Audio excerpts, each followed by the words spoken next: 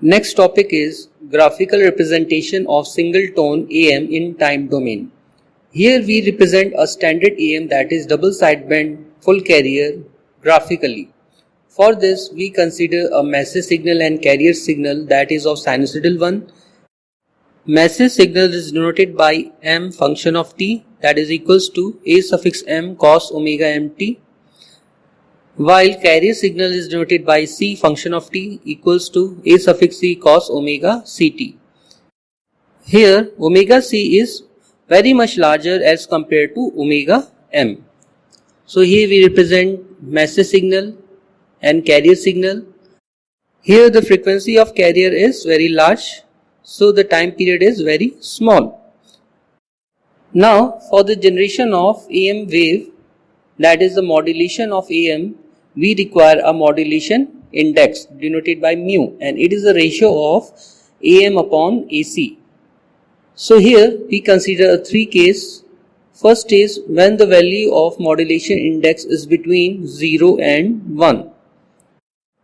AM wave in this case is shown in figure, that is called the envelope of the AM wave. Here the message signal before modulation is situated at origin, but after modulation the level of the message signal is shifted to plus minus AC as shown in figure. Also the carrier before modulation have constant amplitude, but after modulation the amplitude of the carrier is changed according to the message signal. So in this case, in time domain we get the envelope of the AM wave having modulation index value between 0 and 1. So on this figure we represent some quantities, that is maximum value of amplitude, minimum value of amplitude, and then we can determine the modulation index in terms of A max and A min. For this we consider a positive half of the envelope. The maximum value of amplitude of this envelope is AC plus AM, and the minimum amplitude of this envelope is AC minus AM. With the help of this maximum and minimum amplitude of the envelope, we can determine the modulation index. For this we use these two equations. First we subtract these two equations, we get AM, and when we add these two equations we get the value of AC. After putting these values we get a modulation index, that is equals to A max minus A min upon A max plus A min. So when the AM is in time domain, we can determine the modulation index in terms of maximum and minimum value of amplitudes of the envelope. Second case is when the modulation index is equals to 0. As we know that the modulation index mu is equals to AM upon AC. So in this case the value of AM is equals to 0, and accordingly the maximum amplitude is equals to minimum amplitude. So in this case when the modulation index is 0, we get unmodulated carrier, that is shown in figure. Third case is when the modulation index is equals to 1. Here when the modulation index is equals to 1, then in this case AM is equals to AC, and correspondingly minimum value of A is equals to 0, and the AM wave for mu equals to 1 is shown in figure. Since the minimum amplitude of the envelope is 0, there is a crossing of amplitude levels on the time axis, and at this point there occur a phase reversal, that is 180 degree phase shift. So we can say that for a proper modulation the value of modulation index should be between 0 and 1. When the modulation index value is equals to 0, we get unmodulated carrier, and when the modulation index is 1, there occur a phase reversal or 180 degree phase shift on the time axis. Next topic is power transmitted and percentage power saving for various AM signals when the modulation index is equals to 1. So first we consider standard AM, that is double sideband full carrier. In this case the total power is equals to PC within bracket 1 plus mu square upon 2. Here we put mu equals to 1 and we get total power, that is 3 upon 2 into PC. This is called the maximum power in double sideband full carrier or standard AM. Now, since we know that carrier signal does not contain any information, so we suppress the carrier signal and the next type becomes amplitude modulation double sideband suppressed carrier. For this, we use the formula of total power, that is equals to P suffix C within bracket 1 plus mu square upon 2.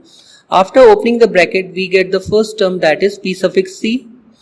This is called a carrier power, and the second term represent the power for double sideband. So we suppress the first term and we get a total power for double sideband suppressed carrier is 1 upon 2 into P suffix C. This is obtained after putting mu equals to 1. Therefore, the power saving is the suppressed power, that is P suffix C, and to determine the percentage power saving, we use saved power upon total power into 100. In this case, we suppress the carrier, so power saving is power of the carrier. So after putting the value of total power and saved power, we get 66.6% or approximate 67%. So in this type of AM, when we suppress the carrier, we save a power of 67%. Next type of AM is single sideband full carrier. As we know that the information contained in upper sideband and lower sideband is identical. So we can suppress one of the sideband and we get a type of AM, that is single sideband full carrier. Again we use a formula of total power, that is equals to PC within bracket 1 plus mu square upon 2. We open this bracket in terms of carrier power plus power of the upper sideband plus power of the lower sideband. Since the information contained in upper sideband and lower sideband is identical, so we suppress one of the sideband and we get total power, that is equals to 5 upon 4 into PC. This is obtained when we put mu equals to 1. And after suppressing one of the sideband, there is a saving of power which is equals to 1 upon 4 into PC. So we can calculate the percentage saving in case of single sideband full carrier, and it is equals to 1 upon 4 into PC upon 3 upon 2 into PC. That is the power saved upon total power into 100. And we get approximate value of 16%. And next type of AM is amplitude modulation single sideband suppressed carrier. In this type, we suppress the carrier as well as one of the sideband. So the total power is equals to the power of one of the sideband. Here we retain the upper sideband. So the total power is 1 upon 4 into PC, which is obtained when we put mu equals to 1, and the power saving is equals to power of the carrier plus power of one of the sideband, that is 5 upon 4 into PC. Again we use a percentage saving, that is power saved upon total power into 100, and we get a result, that is 83%. So in this type of AM, that is single sideband suppressed carrier, we can save good amount of power. So here we conclude that the power distribution in carrier frequency component is wastage of power in AM. About 66.6% of power is wastage when carrier is transmitted in AM process. The topic is multi-tone amplitude modulation. Practically, in amplitude modulation, there is more than one modulating signal, which is called multi-tone AM. Here we consider two modulating signal, M1T and M2T.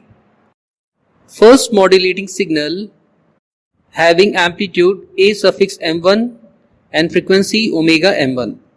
while the second modulating signal having amplitude a suffix m2 and frequency omega m2.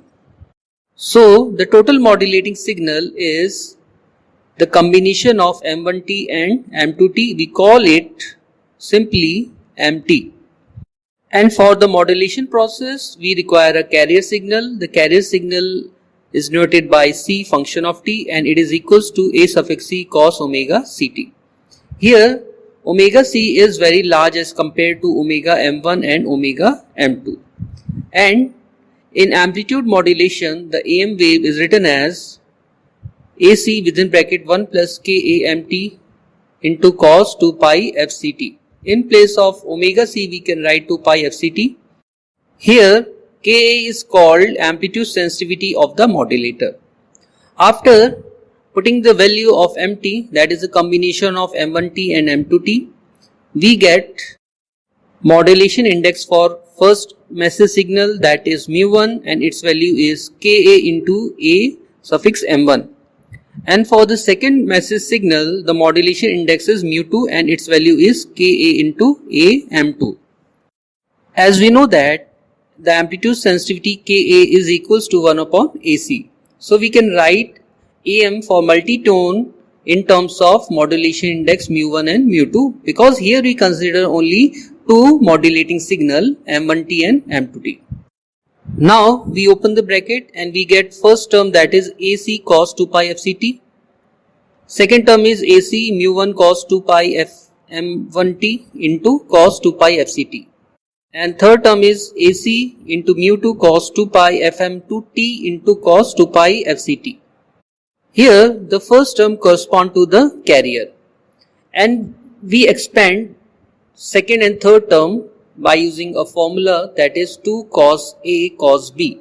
For this we first multiply and divide by 2 and we apply the formula, and we get the upper sideband and lower sideband for first modulating signal, that is USB 1 having frequency Fc plus Fm1 and LSB 1 having frequency Fc minus Fm1.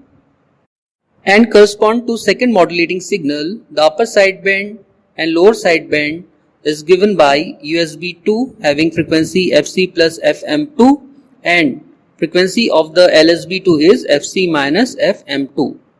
So according to multitone AM, there are 4 sidebands, 2 upper sideband and 2 lower sideband.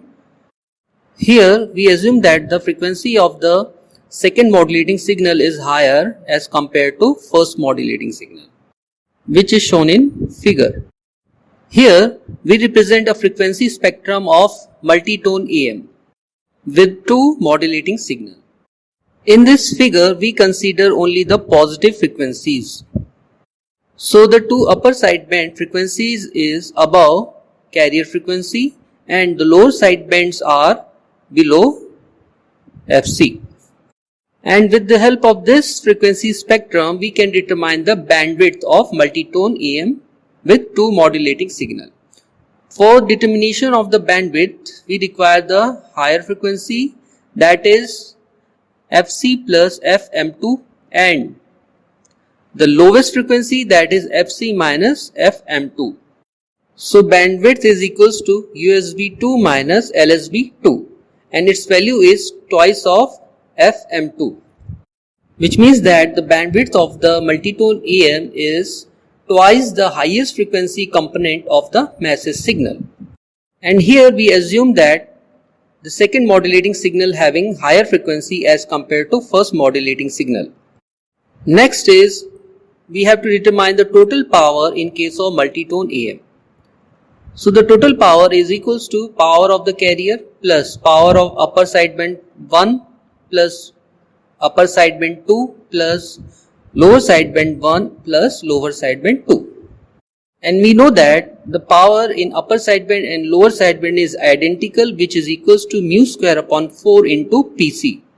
After putting the values of power in upper sideband and lower sideband, we get a total power, that is equals to Pc within bracket 1 plus mu1 square upon 2 plus mu2 square upon 2. Here mu1 is the modulation index for first modulating signal and mu2 is the modulation index correspond to second modulating signal. Similarly, if there are n number of modulating signal which having a modulation index mu1, mu2 up to mu_n, so the total power can be written in terms of mu1, mu2 up to mu_n. Now we are going to discuss the effective modulation index, that is called total modulation index. For this, we compare the total power for single tone and multi-tone. In case of multi-tone, we take two modulating frequencies. So the total power in case of single tone is equals to PC within bracket 1 plus mu square upon 2. In this case, we write mu suffix t, that is total modulation index. And in case of multi-tone, the total power is PC within bracket 1 plus mu1 square plus mu2 square upon 2. So after comparing, we get mu suffix t square equals to mu1 square plus mu2 square. And we can write total modulation index or effective modulation index is equals to under root of mu1 square plus mu2 square.